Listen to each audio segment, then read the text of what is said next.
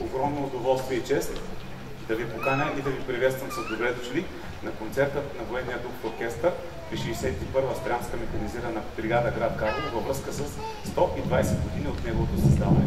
Военния дух оркестър.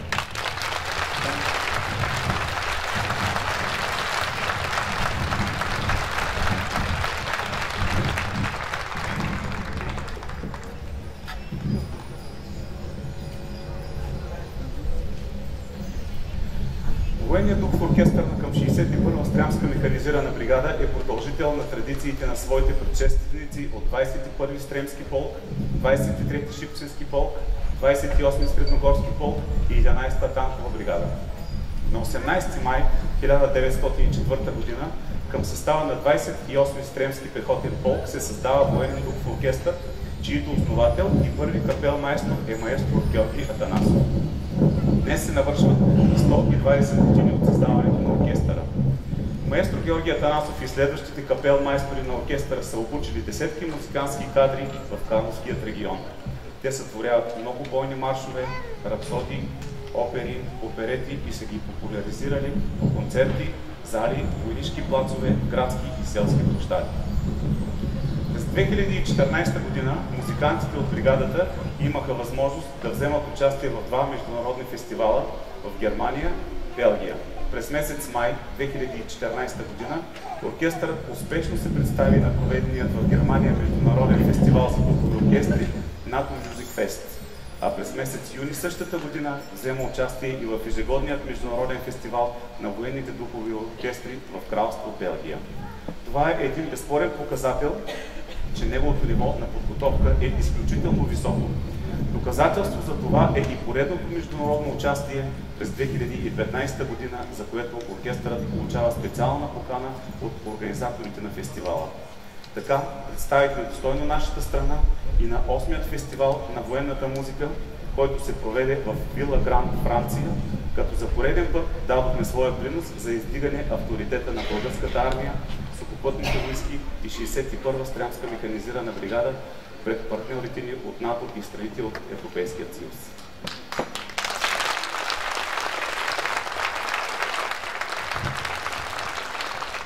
Оркестърът притежава богат репертуар, включващ класически и съвременни произведения от български и чуждестранни автори, както и авторски музикални произведения и оркестрации върху песни за солови и хорови вокални изпълнения, произведения за български народни инструменти. Усилените репетиции и тренировки, прекрасните изпълнения и концертни програми на Военният оркестър при 61-а бригада от диригентството на моя милост капитан Йордан Илиев са предпоставка за нашето достойно представяне в различни мероприятия, воински, граждански ритуали в бригадата в региона, както и в много други градове в България и чужбина. Дами и господа, оркестърът на 61-а стрямска механизирана бригада.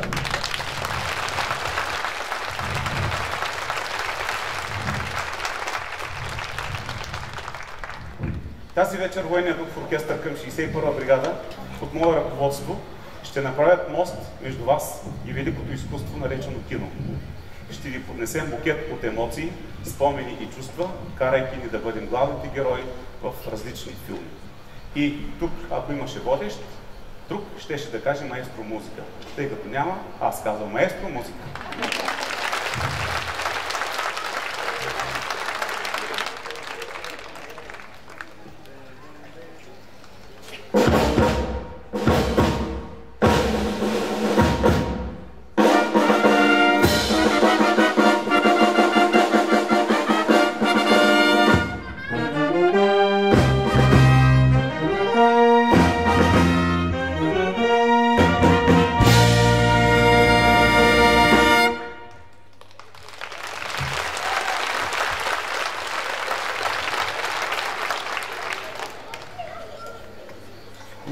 Нью Йорк. Американски филм, филмов мюзикъл от 1977 година на режисьора Мартин Скорсезе, с участието на Робърт Де Ниро, Лайза Минели в ролята на джаз музиканти и съпруга. Филмът е създаден като музикален поздрав на Скорсезе към родният му град Нью Йорк. В началото филмът не се радва с комерциален успех и хладното му посрещане довежда режисьора до депресия.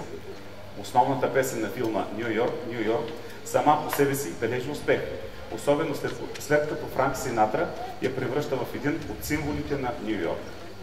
Незабравимата музика към филма е дело на Джон Камбер и Фред Еп, който е написал Кабаре, Чикаго и така нататък. И включва една от най-известните песни в света Ню Йорк, Ню Йорк, разпяваща града, който никога не спи. Ню Йорк. И военния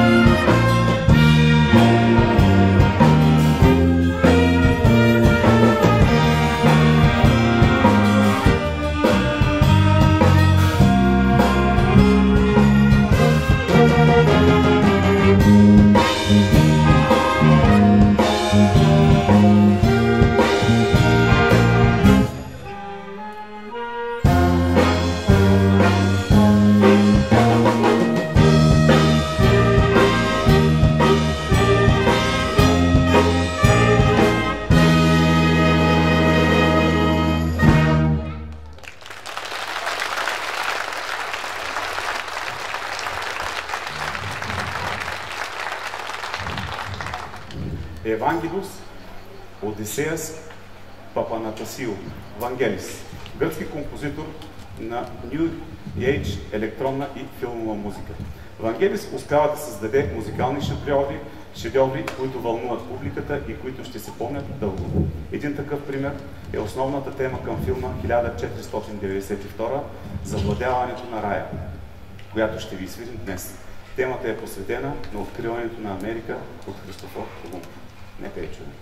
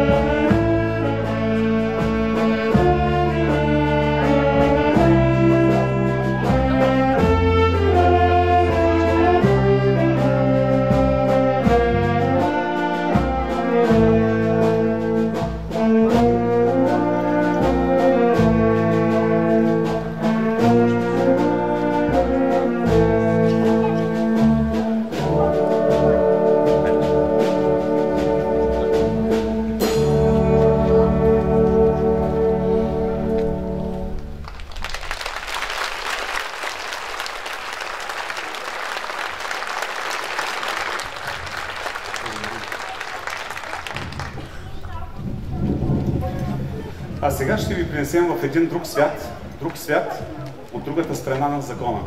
Време е да се потопим света на пиратите. Карибски пирати е поредица от 5 филма: Проклятието на черната перла, Съндъкът на мъртвеца, На края на света, В непознати води, Отмъщението на Салазар.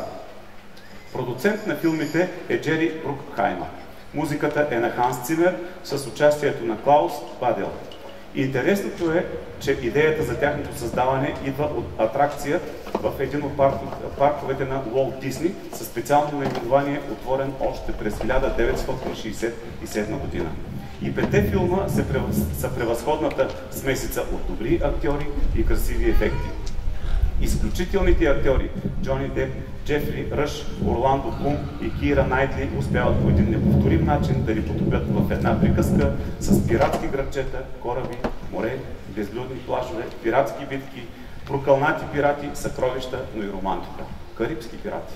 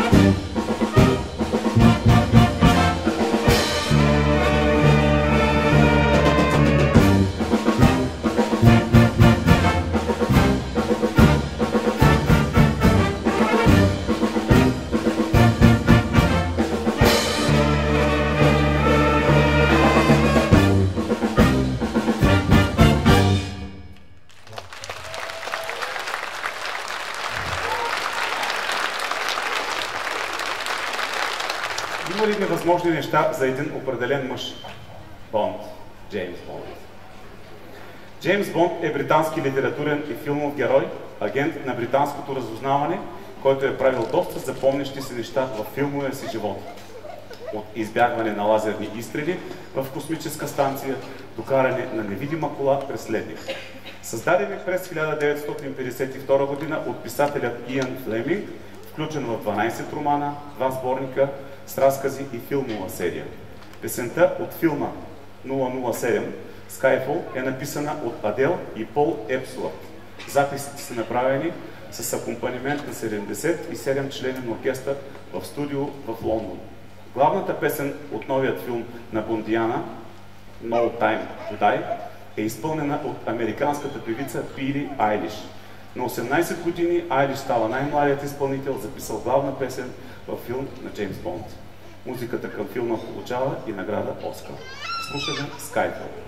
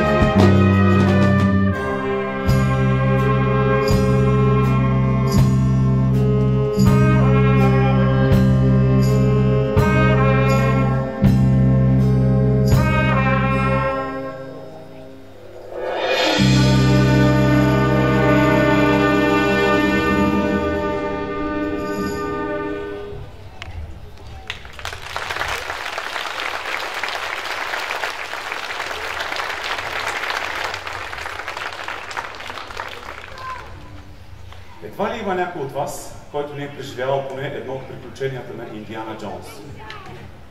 Доктор Хенри Уолтън Индиана Джонс, младши, е измислен герой и професор по археология, известен най-вече от филмите. Измислен е от Джордж Лукас и се появява за първи път на екран в Похитителите на изчезналия кивот. Най-успешно образът на Индиана Джонс е изигран от Харисън Форд в поредицата на Джордж Лукас и Стивън Спилсбърг. През 2008 година Индиана Джонс е поставен на 6-то място в класацията на английското списание Empire за най-велики филмови герои на всички времена, а през 2010 година на 2-ро място в класацията на Time за най-велики измислени герои на всички времена, като е изпреварен и от самият Шерлок Холмс. Автор на музиката е известният американски композитор, диригент и пианист Джон Уилямс. Той е автор и на музиката, и на много други известни филми, част от които са Междузвездни войни, Хари Потър, Сам вкъщи, Джурасик Парк, Спасяването на редник Райан и други. Слушаме Индиана Джонс.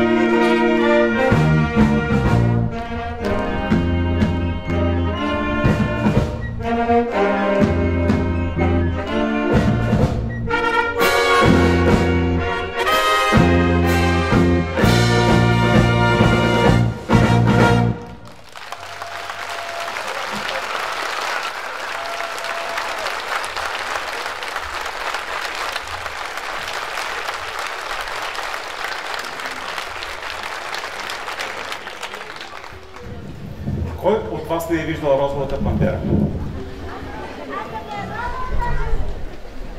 Щастие за най-малките. Всъщност, тя съществува. Не реално, разбира се, а в усмивките, които предизвиква образът ѝ. Да се върнем малко назад във времето в нашето детство. Пинко Розовата пантера е анимационен герой, който се появява за първи път в едноименният филм от 1963 година на режисьора Блейк Едуардс. Първоначално той е бил само няколко секундна анимация, но поради голямата и популярност Пинко Розовата пантера става герой на поредица от анимационни късометражни филми и сериали. Участва в над 124 късометражни филма, 4 телевизионни сериала и 4 специални епизода. Героят е Розовата пантера, която се движи гъвкаво и изпълнява невероятни физически трикове. Пинко Розовата пантера е станал култов герой в света на анимацията и е бил адаптиран в различни формати, включително филми, телевизионни сериали, видеоигри и играчки. Пинко Розовата пантера е известен и със своята характерна музика, която е създадена от композитора Хенри Манчини и е носител на няколко награди Грами. Слушаме Пинко Розовата пантера, специален поздрав за най-малките деца.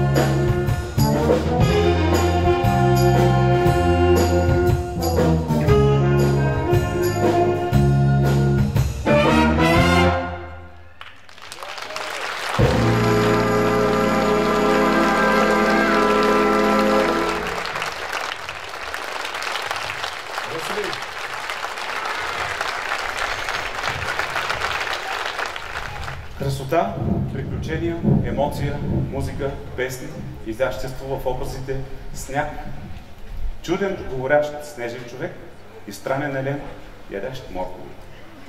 Магия. Замръзналото кралство е американски 3D компютърно-анимационен музикален фентази филм, създаден от Walt Disney Pictures. Филмът е вдъхновен от приказката Снежната кралица от Ханс Кристиан Андерсен. Историята разказва за безстрашна принцеса, която тръгва на път заедно с търговец на лед, верният елен и наивен снежен човек, за да намери отчуждената си сестра, чието ледени сили по невнимание улага своето кралство във вечна зима. Официалната премиера на филма е на 27 ноември 2013 година. Замръзналото кралство печели похвали за своите визуализации, сценарии, теми, музика и гласова актьорска игра. Някои филмови критици смятат, че филмът е най-добрият анимационен филм на Дисни от епохата на Ренесанса. Замръзналото кралство се превръща в най-продаваният филм на годината в Съединените американски щати. Печели 2 награди Оскар за най-добър пълнометражен анимационен филм и най-добра оригинална песен. Награда Златен глобус за най-добър анимационен филм. Награда на Британската академия за филмово и телевизионно изкуство за най-добър анимационен филм.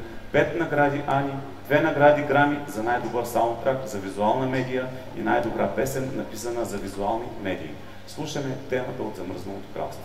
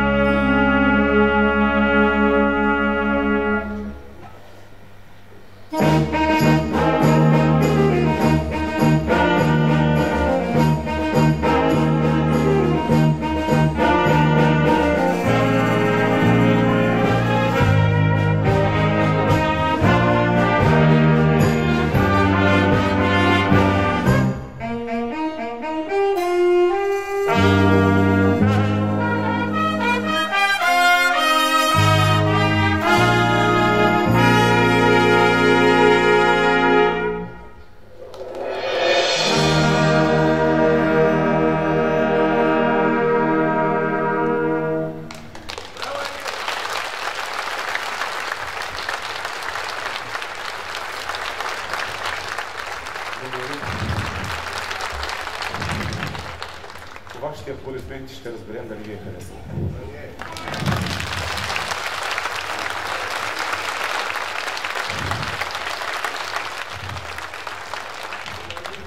Един за всички, всички за един.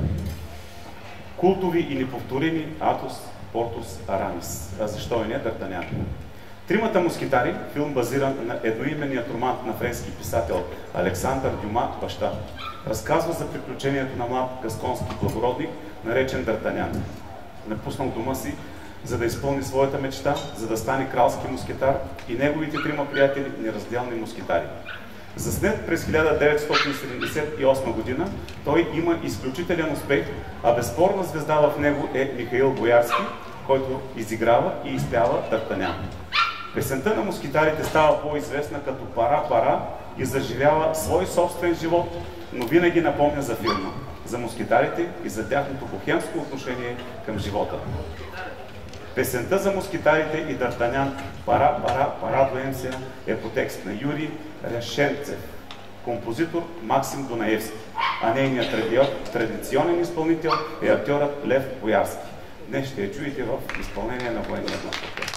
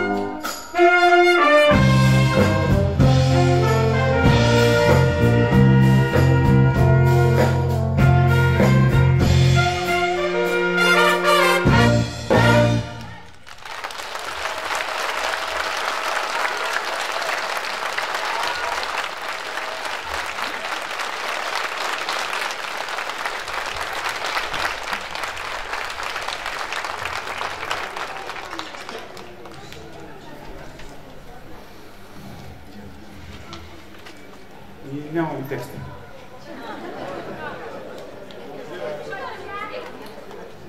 Три пъти го проверявах, нямам. Всъщност, ще импровизирам.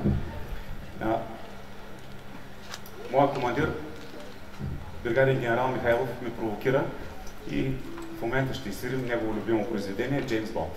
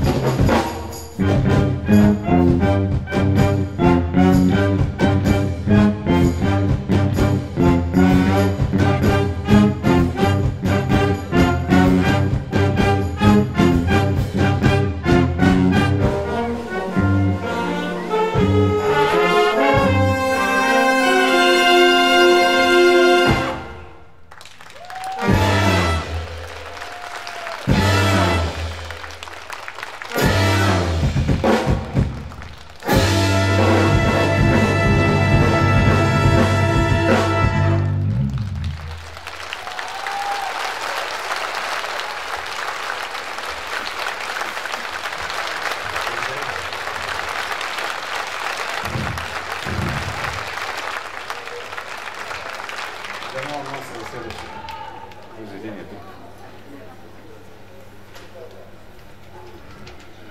Не чувам аплодисменти.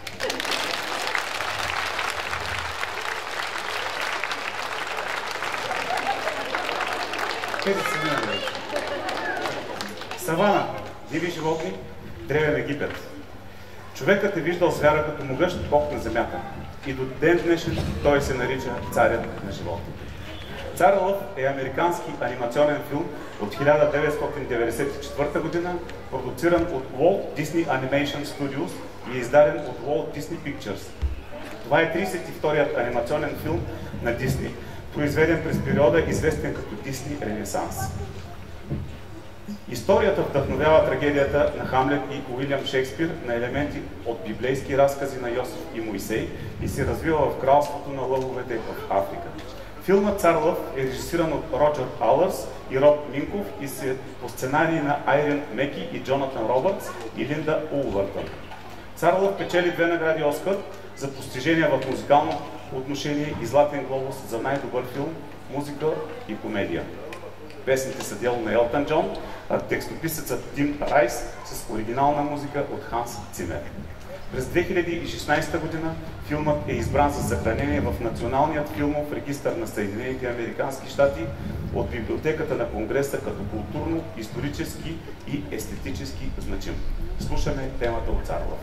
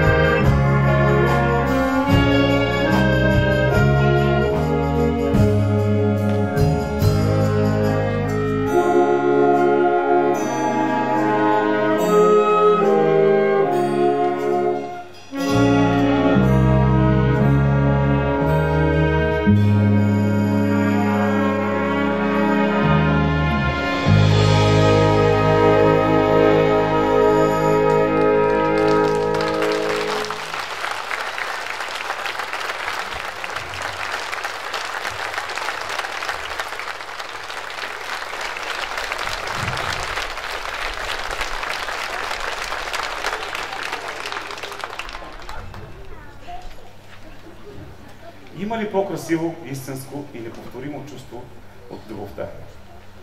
особено когато любовната история я разказват един преуспял, но безкрайно самотен бизнесмен и една хубава жена. Хубава жена е американска романтична комедия от 1990 година, доказваща, че любовта между хората в различно социално положение в обществото е възможна. И нито парите, нито заеманата длъжност и звание, нито мястото в обществото имат значение, когато става въпрос за любов.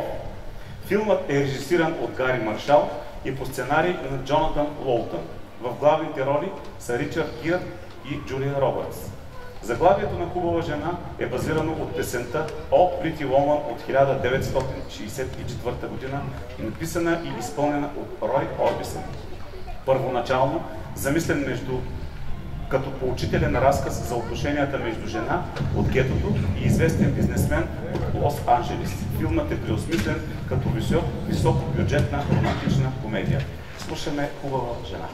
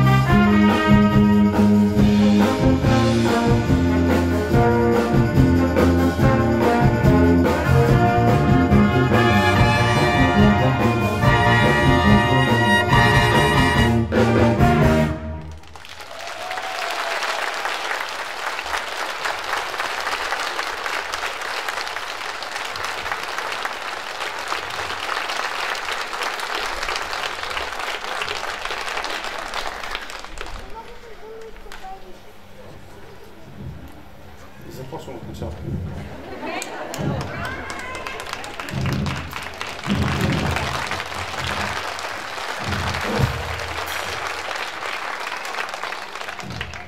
Също като днешния ден, слънце, океан, плаж, сирени и спецотряд от изключителни професионалисти. Но не за нас, ние сме на работа, има други, които са на море. Хавай 5.0 е американски криминален сериал и ремейк на оригиналният от 1968. Премиерата му е на 20 септември, на 2010 година, 42 години след премиерата на оригиналното шоу. Хавай 5.0 е съвременна екранизация на класическият сериал за нов елитен спецотряд, членовете на които, макар и да спорят и да се шегуват помежду си, са решили да изтръгнат престъпността, заляла слънчевите брегове на островите. Хавай 5.0.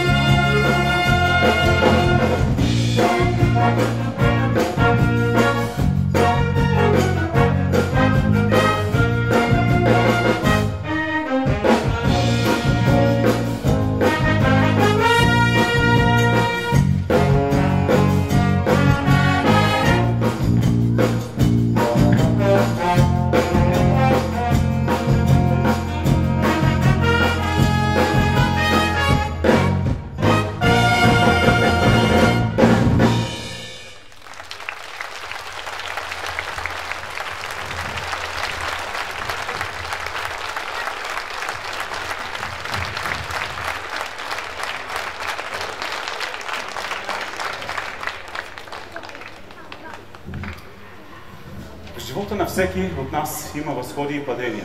Моменти, в които е по-лесно да се откажеш, отколкото да продължиш.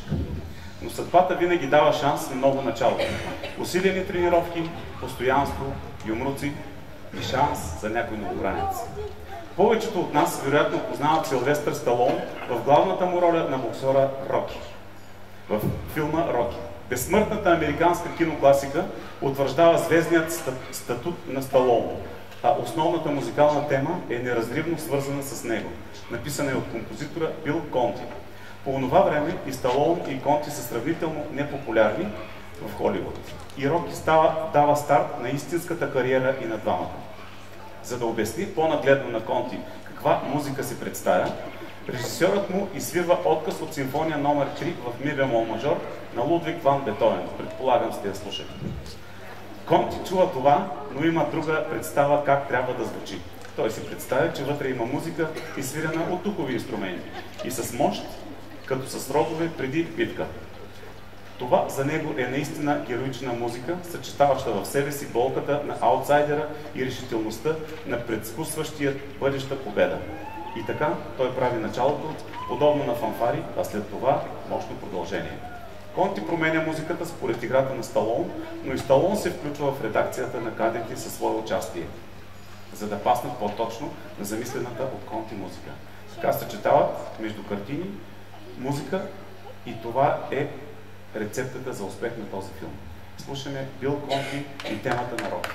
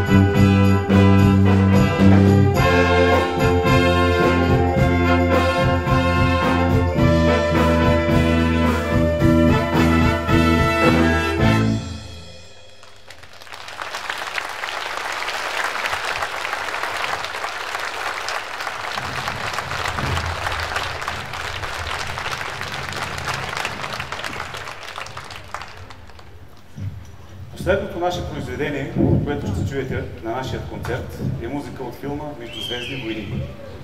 Междузвездни войни е филмова космическа сага на американският режисьор Джордж Лукас, създадена през 70-те години на 20 век.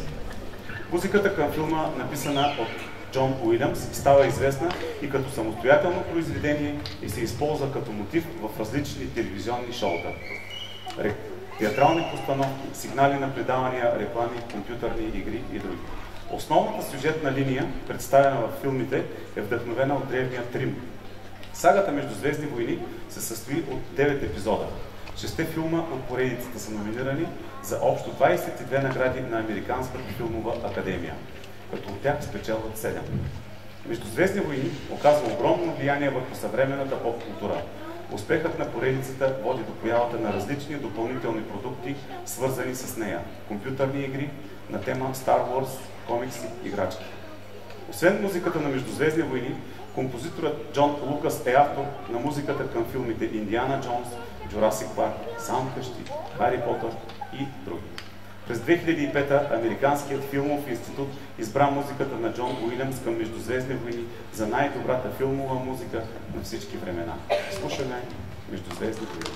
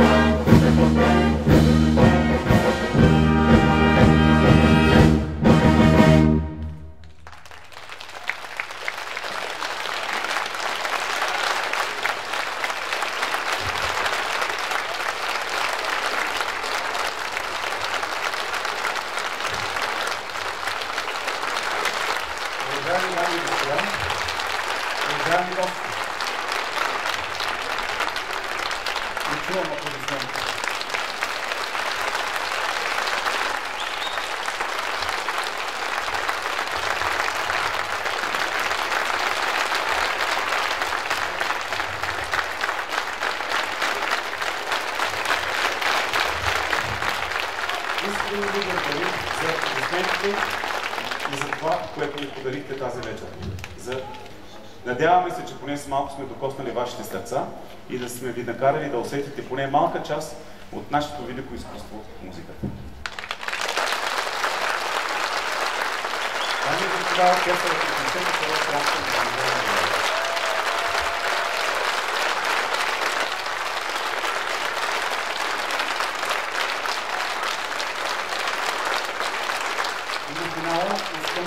Искам да благодаря на хората, които бяха замесени в този концерт.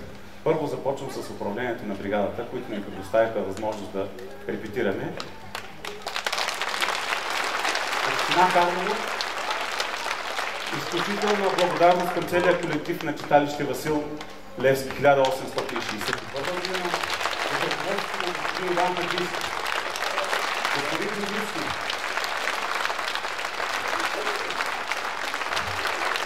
за предоставените условия. Сержант Латинка Петрина, която се занимава с видеозаснемането, и господин Христо Дановски, който се зае с важната част в видеозаснемането и най-голямата благодарност на оркестъра на архитектура.